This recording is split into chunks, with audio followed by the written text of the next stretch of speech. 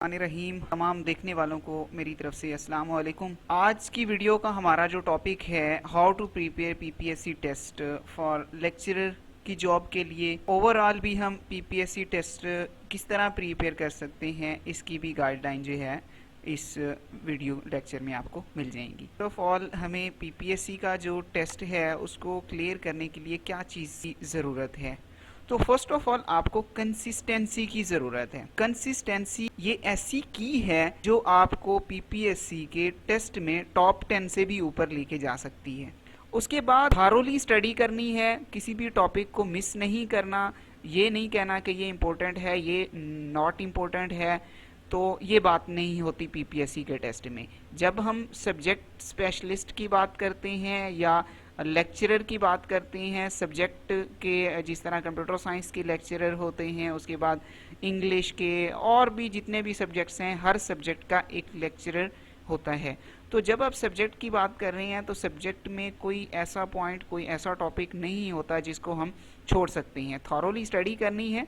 Thoroughly study में आप अपने इंटर की बुक्स हैं, ठीक है, उसके बाद बीए बीएससी की बुक्स हैं, ठीक है, उसके बाद एमएससी की बुक्स हैं, या आप बीएस ऑनर किया हुआ है तो बीएस ऑनर्स की बुक्स जो हैं उनको थॉरोली, जो भी मेजर सब्जेक्ट हैं जिस तरह C++ है, ऑपरेटिंग सिस्टम है, सिलेबस की बात हम करते हैं 1-2 मिनट तक, ठीक है, फिर थॉरोली स्टडी करनी है बुक्स की। फिर उसके बाद पास्ट पेपर्स को देखना है। पास्ट पेपर जब आप थॉरोली स्टडी कर लेंगे तो फिर पास्ट पेपर उठा के देखने हैं और अपने आप को टेस्ट करना है कि क्या अगर मैं इस तरह जिस तरह मैंने प्रिपरेशन की है उसके बाद एग्ज़ाम देने के लिए चला जाता हूं तो क्या मैं पास कर सकूंगा। पास्ट पेपर जब आप सॉल्व करेंगे तो फिर आपको आइडिया हो जाएगा कि क्या मेरी जो प्रिपरेशन है वो एनफ है या इससे आगे मुझे और प्रिपरेशन करनी पड़ेगी। फिर उसके बाद की बुक्स होती हैं, जिस तरह एमसीक्यूज़ की कारवान वालों की बुक्स हैं, इल्मी की बुक्स हैं, ठीक है, उसके बाद डोगर्स वालों ने भी एमसीक्यूज़ टाइप बुक्स बनाई हुई हैं लेक्चरर के लिए, सब्जेक्ट की बेस के ऊपर ही बनाई हुई होती हैं,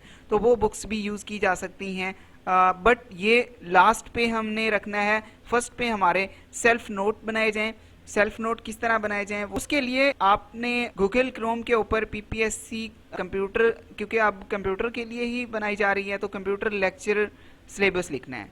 तो ये फर्स्ट पे किसी और वेबसाइट पे नहीं जाना, ppsc.gov.pk ये ऑफिशियल वेबसाइट है। यहाँ से जब आप इस पर क्लिक करेंगे तो आपको पीडीएफ जो है फाइल मिल जाएगी।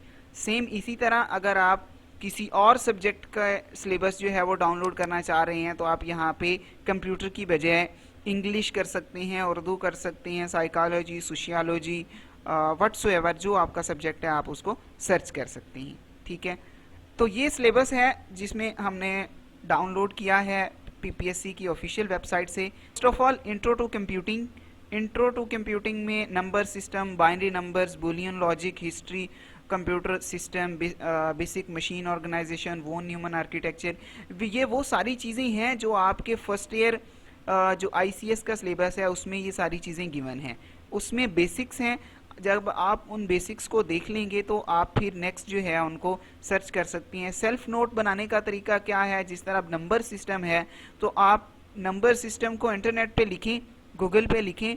लिखने के बाद जब वो जो डाटा आ जाएगा उसको आप पढ़ें। पढ़ने के बाद जो जो चीज़ आपको समझ आ रही है आप उसको अपने अल्फाज में लिखते जाएं, ताकि फर्दर आपको इस टॉपिक को दोबारा से सर्च करने की ज़रूरत ना पड़े। आप जस्ट उसको के पास रिटर्न में होंगे, जब आपने खुद ही लिखा हुआ होगा तो एक नज़र आप देखेंगे तो आपको सारी चीज़ें क्लियर हो जाएंगी। फिर उसके बाद प्रॉब्लम सॉल्विंग टेक्निक है इनकी। फिर ये जो बुक्स हैं ये भी गिवन है।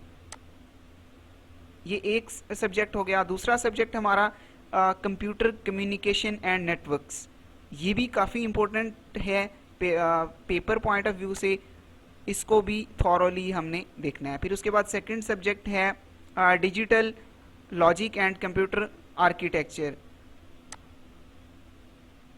ये रेफरेंस बुक भी दी हुई है।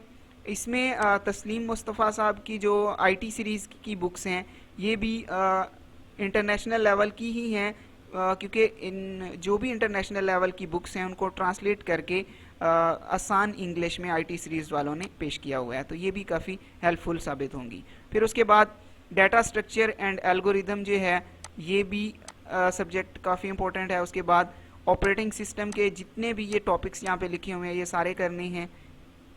रिलेटेड जो है बुक्स रिकमेंड की हुई हैं कि आप इन बुक्स से अपनी प्रिपरेशन कर सकते हैं। सिस्टम्स बहुत ही इम्पोर्टेंट। अच्छा, ये बात भी देखने में आई है कि पिछली जो हम 2017 का पेपर देखते हैं तो उसमें क्या है कि 26 MCQs जो हैं वो डाटाबेस से लिए गए हैं, सॉरी ऑपरेटिंग सिस्टम से लिए गए हैं। तो ये ज़रूरी नहीं है कि अब इस बार भी ऑपरेटिंग सिस्टम से 26 MCQs लिए जाएं, ये कंफर्म नहीं है। तो हमें ये नहीं कहना कि ऑपरेटिंग सिस्टम इम्पोर्टेंट है, डाटाबेस इम्पोर्टेंट नहीं है, DLD इम्पोर्टेंट नहीं है या ऊ इम्पोर्टेंट नहीं है। जितने भी सब्जेक्ट्स गिवन हैं ये दीज आर ऑल इम्पोर्टेंट, हमें कोई चीज़ भी नहीं छोड़नी इनमें। उसके बाद सॉफ्टवेयर इंजीनियरिंग, मेरे पॉइंट ऑफ व्यू से जो है software engineering, databases, operating system, उसके बाद C++ और object oriented programming, artificial intelligence, ये जो सब्जेक्ट्स हैं ये काफ़ी ज़्यादा इंपॉर्टेंट है। फर्स्ट ऑफ ऑल आप लोगों ने ये सब्जेक्ट देखने हैं। उसके बाद कंप्यूटर ग्राफिक्स हैं। तो ये 8-10 सब्जेक्ट्स हैं जिनको अगर एक सब्जेक्ट को आप एक वीक में करें, एक वीक में यानी एक चैप्टर जो है आप एक दिन में कर लें या 2 कर लें, तो इस तरह आप जो है एक सब्जेक्ट को 8 दिन में कर सकते हैं और 2 मंथ में, इतना ही टाइम हमारे पास होगा तो 2 मंथ में आप अपनी प्रिपरेशन जो है वो कंप्लीट कर सकती हैं। ठीक है, उसके बाद ये तो बुक्स की भी बात हो गई और MCQs जो हैं उसके लिए डिफरेंट वेबसाइट्स भी हैं। जैसा कि हम अगर 2017 का पेपर देखें तो वो सारा जो पेपर है वो सैन फाउंड्री से लिया गया है। तो हम कुछ लोग कह रहे हैं कि सैन फाउंड्री जो है वो इतनी इम्पोर्टेंट नहीं है या ये वो बातें हैं, तो सैन फाउंड्री की भी इम्पोर्टेंस है। अगर आप देखें तो सारे जो एज इट इज़ MCQs लिए गए हैं वो सैन फाउंड्री से ही लिए गए हैं, तो हमें उसको भी देखना है। वेबसाइट में सैन फाउंड्री जो है इसको भी आप अपनी शेड्यूल में रखें, आपने उससे भी प्रिपरेशन करनी है। ठीक है, आई होप आप लोगों को ये जो इंफॉर्मेशन दी गई है हेल्पफुल होगी, और फर्दर अगर आपका कोई क्वेश्चन है तो आप कमेंट सेक्शन में पूछ सकते हैं। Thank you so much. अल्लाह हाफिज़।